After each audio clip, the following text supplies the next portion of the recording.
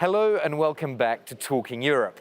The EU likes to see itself as a world leader on climate change, trumpeting its commitments on decarbonisation, critical green technologies and biodiversity. But when it comes to marine ecosystems, how does the EU measure up? EU ministers insist that they are following scientific advice and protecting fish stocks, but they have also agreed to increase catch limits on certain fish in 2023, again following scientific advice, they say. Campaigners, however, have warned for years that overfishing is a serious problem in the EU, meaning that fish are being fished faster than they can breed and recover their numbers. The EU is the largest market in the world for fish.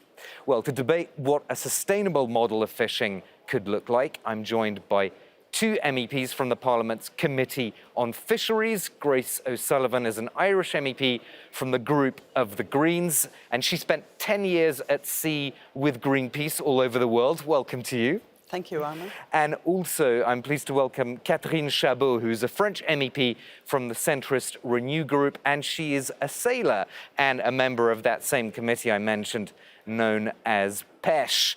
Thank you so much, both of you, for being my guests. So let's try and set this scene just for our viewers about what do we mean by overfishing? What is the situation in the EU today? Perhaps Grace O'Sullivan first. Yeah, well, in the EU, we are governed by the Common Fisheries Policy, and essentially the management of fish stocks. And in some areas, we're seeing recovery, so in the Atlantic area, but in areas like the Mediterranean, Baltic Sea, Black Sea, we're seeing major decline in species. So the problem with fishing these species is it's a problem.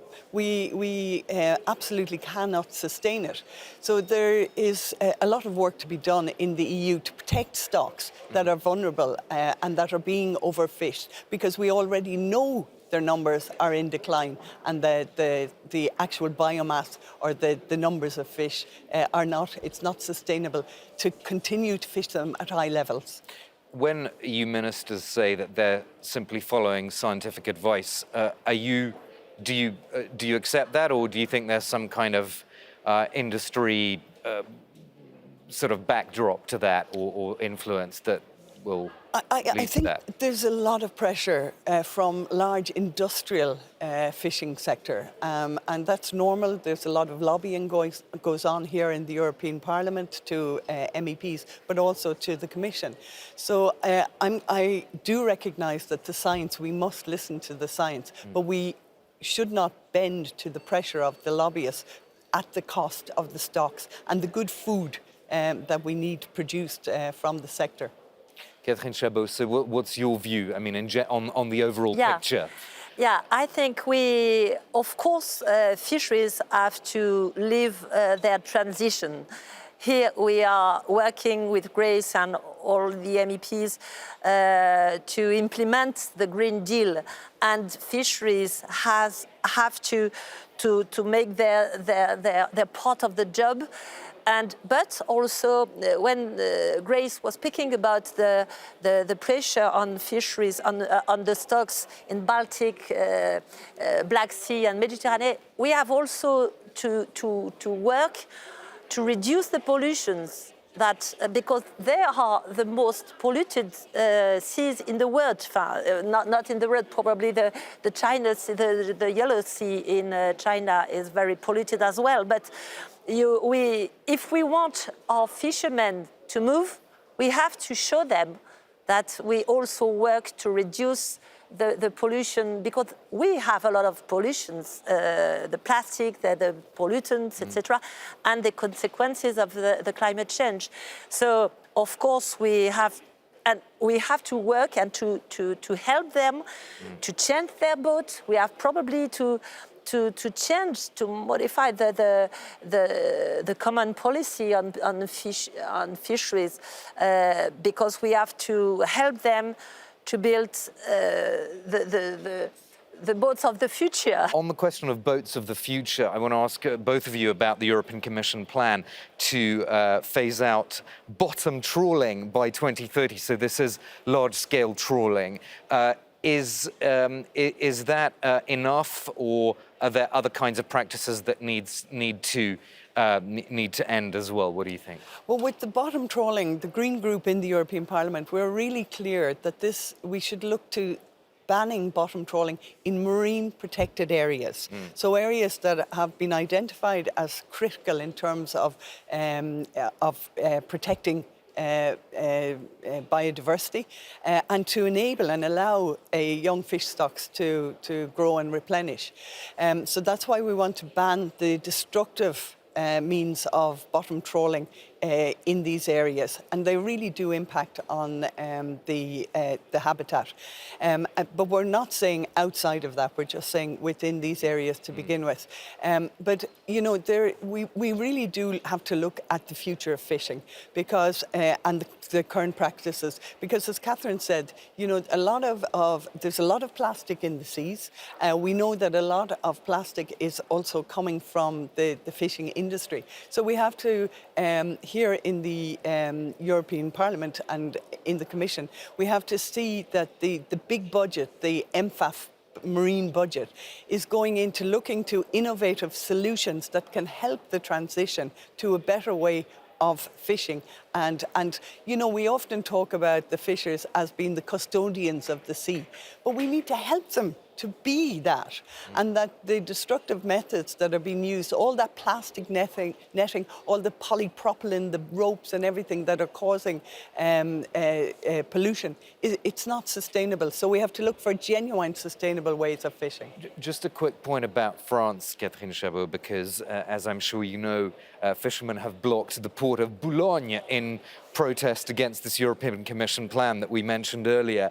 They're saying there will be job losses if these bans come into place, particularly on bottom trawling. Are you sympathetic to that argument about job losses, or do we need to move to another model of small-scale fishing that will still safeguard those jobs? Yeah, I assume here not to be aligned completely with the French position, because as Grace said, we have to protect the habitat. And to build my position on this topic, I called a lot of scientists, and they all agree for the ban of the bottom trawling, not only on the marine protected areas, and to begin in the marine protected areas, but we have to bring.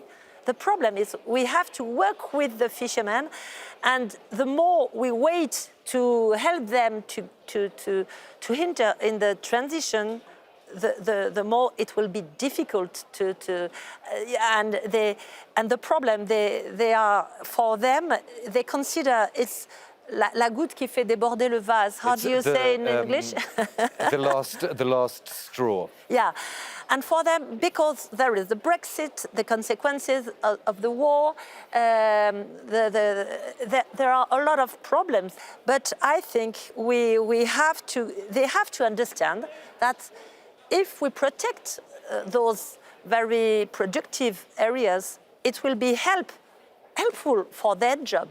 So probably we need to have more fishermen and less big boat, probably.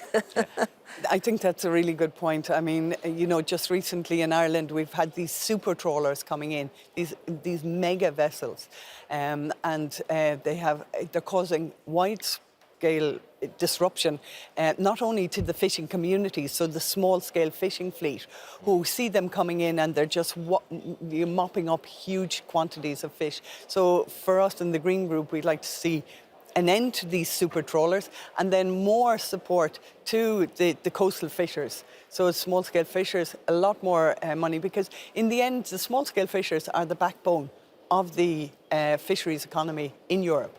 So that's where the supports should go. And they will be the ones who deliver to our tables. They will deliver locally. As you said in the opening, we import a huge amount, 34% of fisheries into the European market. Well, why can't we have a more sustainable model where we're supporting small and medium-sized fishing operations, and then supplying more fish into our own market?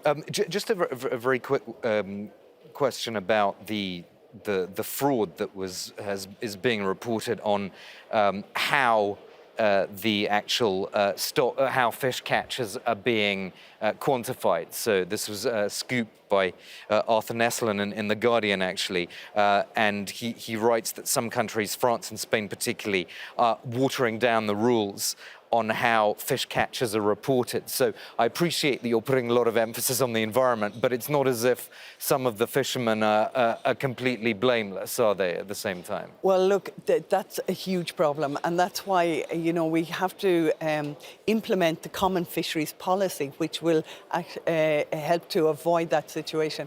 I mean, in the end, if there's under-reporting of the fish catch, it's at the detriment of the actual fishermen and women themselves, because they're going to wipe out that vulnerable stocks, you know, that and wipe out the fish for other fishers, but also other generations. Thank you so much to both of you. Thanks to Grace O'Sullivan and Catherine Chabot. And that is all for this episode of Talking Europe. Thank you so much for joining us.